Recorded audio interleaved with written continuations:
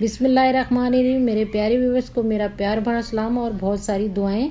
उम्मीद है आप सब खैरियत से होंगे। आज व्यूवर्स हम रोज़ मसाला चाय बना रहे हैं। रोज़ की वजह से चाय का जायका दुबाला हो जाता है। इसके हेल्थ बेनिफिट भी बहुत हैं।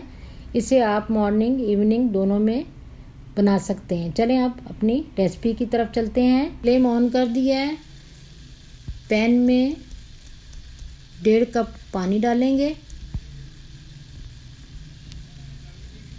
2 इलायची, 2 लौंग, दालचीनी का आधा टुकड़ा, अदरक इसका भी आधा टुकड़ा, ये सब हमने चीज़ें डाल दी हैं।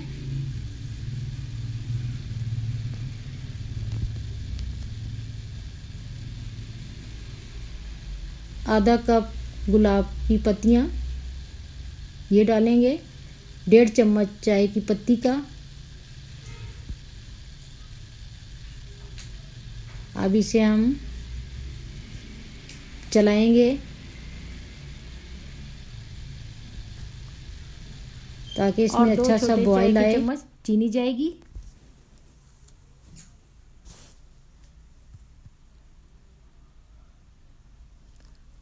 एक कप दूध। इसे हम अब अच्छी तरह से पकाएंगे। चाय हमारी रेडी है। रेसिपी पसंद आए तो लाइक एंड शेयर करें और चैनल को सब्सक्राइब करना ना भूलिएगा। चलें व्यूअर्स, मुझे इजाज़त दें।